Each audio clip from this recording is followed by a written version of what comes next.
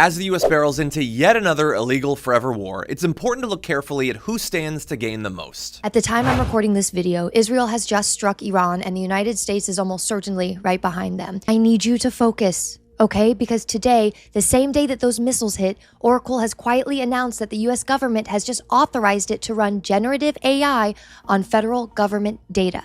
Your data and my data. The contract is titled FedRAMP High with a DISA impact level of 5. That means that Oracle can now run artificial intelligence, meaning pattern recognition, automated analysis, and decision-making tools on the Department of Defense mission data, on classified intelligence systems, and on your Medicare record. And that announcement went up on Oracle's blog the same day that every newsroom in America was pointed at Tehran. Now, I don't want to tell you what to think about all of that, but I will tell you this. The last time we went to war with the Middle East, Larry Ellison used all of the chaos to lock down the UK's entire government data infrastructure because the British are still fighting these surveillance apparatuses and digital IDs that came out of it to this day. And he's doing it again. Except this time he's after us. Before you write this off as Israel's idea and is dragging the US into it, remember who funds Netanyahu's entire military. Larry Ellison does. Remember who controls Israel's entire war data infrastructure. Larry Ellison. And Larry Ellison is in the middle of closing a lot of deals right now, and Congress is about to be too busy with a war to stop any of this. So we have to stay focused. Because I don't know about you, but I'm not about to live in some Orwellian surveillance future without putting up a fight first. And while everybody's making the media monopoly case about this, which is a case I've made myself, I think the more consequential angle here is the data acquisition angle. As I said earlier, these AI models are trained on publicly available data, all the data on the internet. So if you look at ChatGPT or Anthropic, Grok, Llama, what have you, they're all trained on all of the data on the internet. In other words, publicly available data.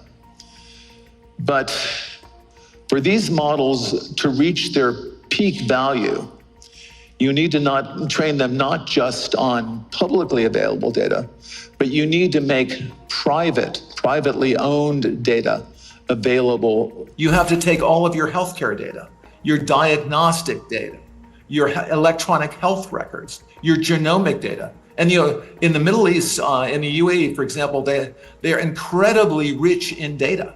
Yeah, I'm out. I'm out on that. I regret to inform you it is too late. He is now basically the most powerful man in the world. Yeah. Just want to underline what he just said. Citizens will be on their best behavior because we are constantly recording and reporting everything that's going on. See, this is where I'm just like, might as well be China because at least there is the government, all right, and not Larry Ellison. I would at least take the government. I would take the authoritarian Chinese government over that. Right, because there's at least some participatory democratic ways to pressure that government. Right. They don't have elections. Not really, kind of, not really. Yeah. But here we're going to have the worst of all worlds because we'll have the outlet of fake elections where people's anger at the system can be channeled into these days where you go and check a box when it goes into a void.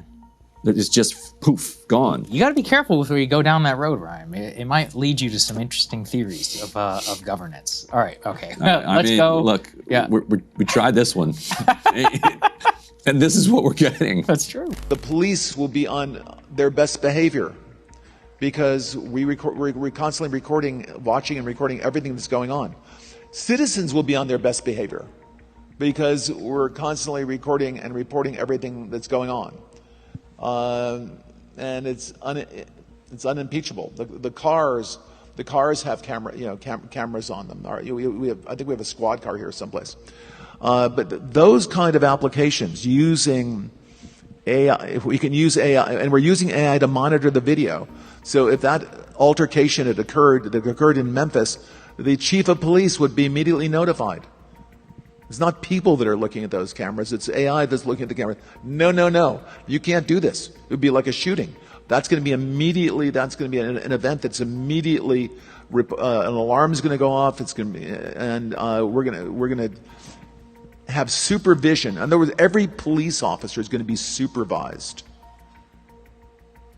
at all times. And the supervision will, and if there's a problem, AI will report the problem and report it to the appropriate person, whether it's the sheriff or the chief or whomever we need to take control of the situation. We have, same thing. We have drones. If there's something going on in a shopping center, and I'll stop. A drone goes out there, get there way faster than a police car. There's no reason for, by the way, high-speed chases. You shouldn't have high-speed chases between cars. You just have a drone follow the car. I mean, it's very, very simple. And the new generation of autonomous drones. Where do you come down on what NSA is doing? Well, the great thing is we live in a democracy. If we don't like what NSA is doing, we can just get rid of the government and put in a different government. I think actually we've been collecting this information for so long, and long before NSA was collecting it. Let me tell you who was collecting it. American Express, Bank of Visa, all of your credit card data. We have, and all of your financial records. This whole issue of privacy is utterly fascinating to me. Who's ever heard of this information being misused by the government? In what way? Well, let me just hear you clearly. You're saying whatever the NSA is doing is okay with me. It's great. It's great. It's essential. By the way, President Obama thinks it's essential. It's essential if we want to minimize the kind of strikes that we just had in Boston. It's absolutely essential. But what point would it be alarming for you in terms of government surveillance? At what point would your red line be crossed?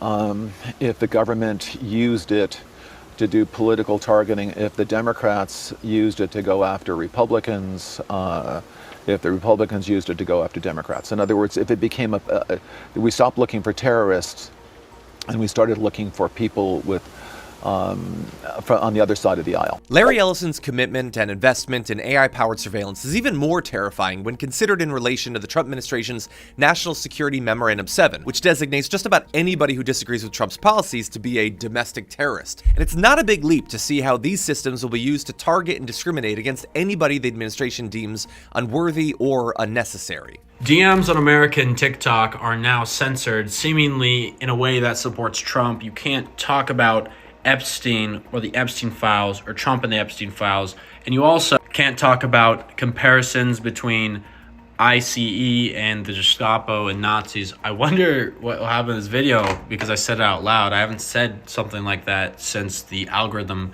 completely shut down, and who knows what's going on with the app right now. But try this out. Wait, I'll make this a little bigger. Try this out. Look at that.